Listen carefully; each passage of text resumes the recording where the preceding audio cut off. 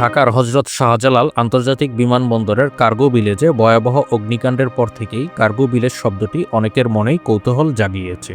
Cargo village আসলে কি এবং এখানে কি থাকে? আন্তর্জাতিক বিমানবন্দরগুলোতে যেমন যাত্রী পরিবহনের কাজ চলে, তেমনি চলে আমদানি ও রপ্তানি পণ্যের কার্যক্রম। কিন্তু কোনো পণ্য বিমানবন্দরে পৌঁছানোর সঙ্গে সঙ্গেই তা বিমানে তোলা যায় না। আবার বিদেশ থেকে আসা পণ্য তাৎক্ষণিকভাবে খালাস হয় না। পণ্য আমদানি বা রপ্তানির জন্য শুল্ক বিভাগ, বিমান চলাচল কর্তৃপক্ষ এবং বিমান সংস্থার নানা আনুষ্ঠানিকতা সম্পূর্ণ করতে বেশ কিছুটা সময় লাগে।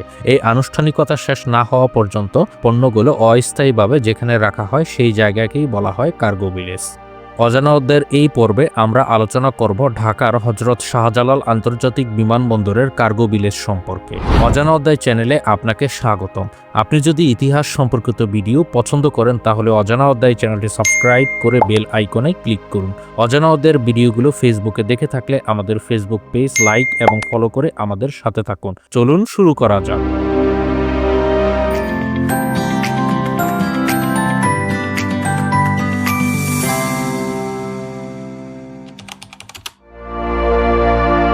বাংলাদেশের রাজধানী ঢাকায় অবস্থিত হযরত শাহজালাল আন্তর্জাতিক বিমানবন্দরের আমদানি ও রপ্তানি পণ্যের জন্য পৃথক কার্গো ভিলেজ বা কার্গো কমপ্লেক্স রয়েছে। এখানেই গত 18 অক্টোবর দুপুরে ভয়াবহ অগ্নিকাণ্ডের ঘটনা ঘটে, যা পণ্য ভরা একাধিক গুদামকে মুহূর্তেই গ্রাস করে ফেলে। বিমানবন্দরের কার্গো ভিলেজে সাধারণত উচ্চ মূল্যের এবং তুলনামূলক হালকা ওজনের পণ্য সংরক্ষণ করা হয়। এর মধ্যে থাকে তৈরি পোশাক, ইলেকট্রনিক পণ্য, যন্ত্রাংশ, ওষুধ, ফুল, ফলমূল ও শাকসবজির মতো পচনশীল পণ্য। এমনকি বিভিন্ন দেশীয় কুরিয়ার সার্ভিসের মাধ্যমে পাঠানো গুরুত্বপূর্ণ কাগজ, নথি এবং দলিলপত্র এখানে সংরক্ষণ করা হয়।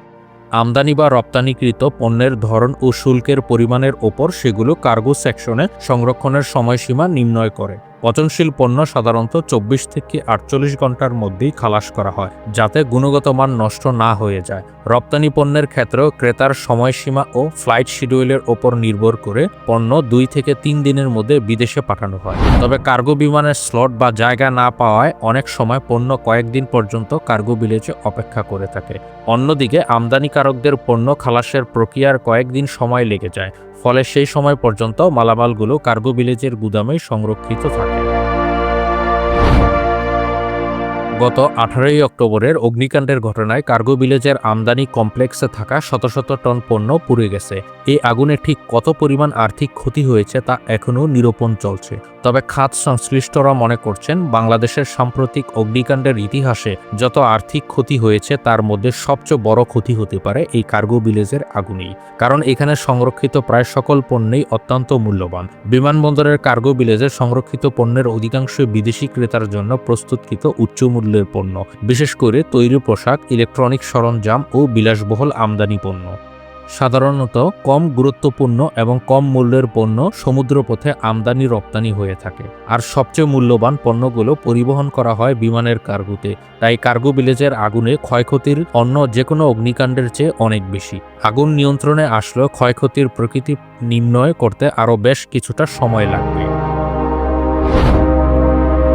ঢাকা বিমানবন্দরের কার্গো ভিলেজে ভয়াবহ দুর্ঘটনার পর বিমানবন্দরের অগ্নি নির্বাপক ব্যবস্থার দুর্বলতা নিয়ে তীব্র সমালোচনা শুরু হয়েছে। প্রত্যক্ষদর্শীদের অভিযোগ, প্রথম দিকে ফায়ার সার্ভিসের গাড়িগুলোকে নিরাপত্তার অজুহাতে কার্গো এলাকায় ঢুকতে দেওয়া হয়নি, ফলে আগুন দ্রুত ছড়িয়ে পড়ে। বিমানবন্দরের রানওয়ের নিরাপত্তার জন্য সার্বক্ষণিক 3টে ফায়ার ফাইটার গাড়ি প্রস্তুত থাকে। এখানে কর্মরত অনেকেই বলছেন, রানওয়ের অগ্নি নির্বাপক গাড়িগুলো এখানে আগুন নেভাতে কার্যকর ভূমিকা রাখতে ব্যর্থ হয়েছে। ফলে সংশ্লিষ্ট মহলে প্রশ্ন উঠেছে, এমন গুরুত্বপূর্ণ স্থানে যদি অগ্নি নির্বাপন ব্যবস্থা এতটা দুর্বল হয়, তবে এটি শুধু ব্যবসায়িক ক্ষতিই নয়, আন্তর্জাতিক বাণিজ্যে বাংলাদেশের ভাবমূর্তি নেতিবাচক প্রভাব ফেলবে। তাই দ্রুত তদন্ত, দায় নিরূপণ ও অগ্নি নির্বাপন ব্যবস্থা উন্নয়নের দাবি উঠেছে সংশ্লিষ্ট মহলে। আজ এ পর্যন্তই। আমাদের ভিডিওগুলো ফেসবুকে দেখতে চাইলে অজানা অধ্যায়ের ফেসবুক পেজ লাইক এবং ফলো করুন। পরবর্তী ভিডিও আপলোড হওয়ার সাথে সাথে দেখতে চাইলে অজানা অধ্যায়ের চ্যানেলটি সাবস্ক্রাইব করে বেল আইকনে ক্লিক করুন। পরবর্তীতে আপনারা কোন বিষয়ে ভিডিও দেখতে চান তা অনুগ্রহপূর্বক কমেন্ট করে জানান। ভিডিওটি দেখার জন্য অসংখ্য ধন্যবাদ।